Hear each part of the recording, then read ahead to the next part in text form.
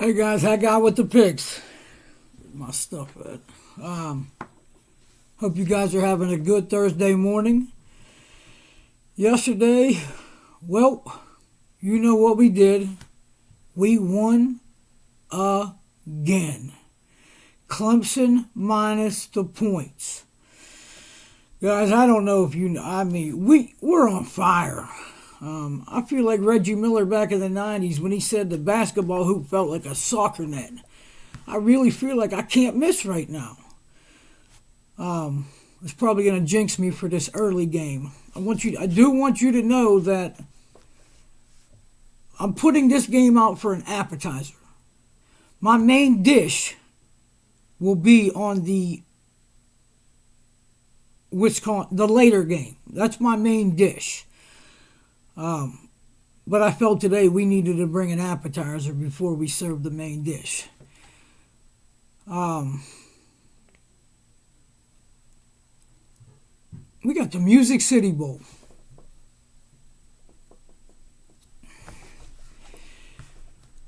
Just like the Guarantee Bowl, just like the Cheez-It Bowl, the Music City Bowl brings music to my ears.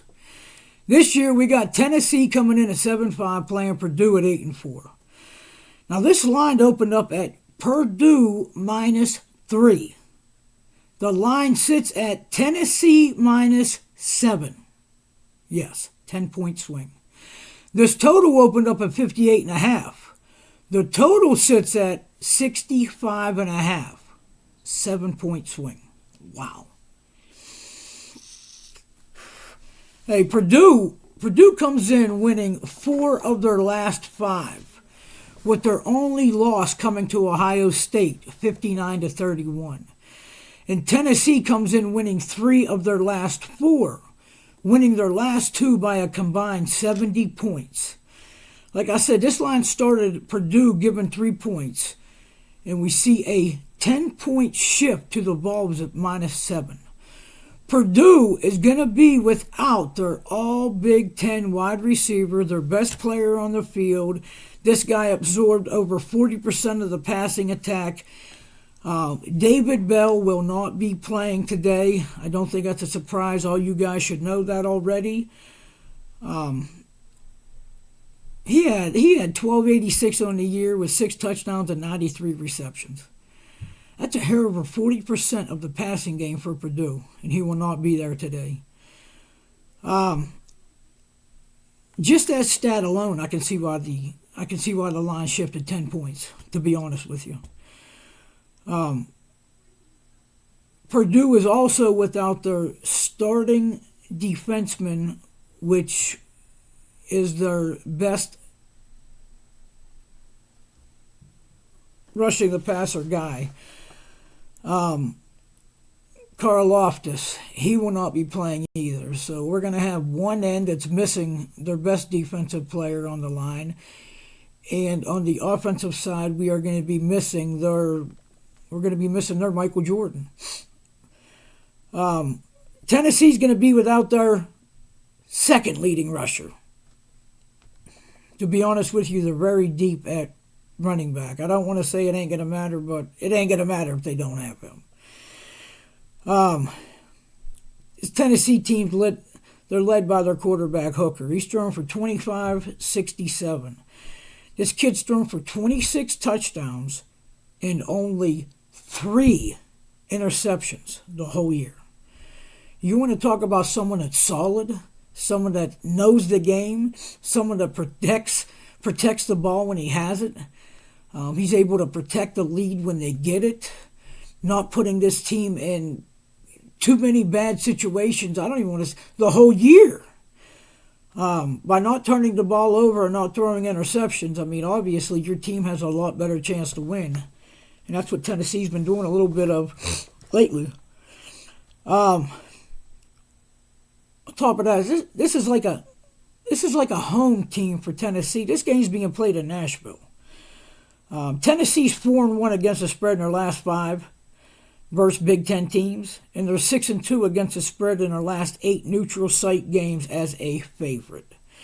Purdue is 2-6 against the spread in their last 8 bowl games.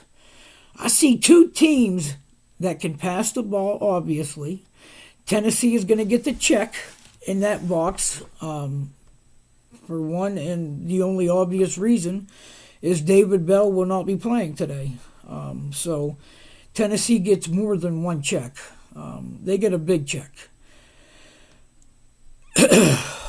Purdue has given up 27.5 points per game in their last 6, where Tennessee has given up 33 points per game in their last 6.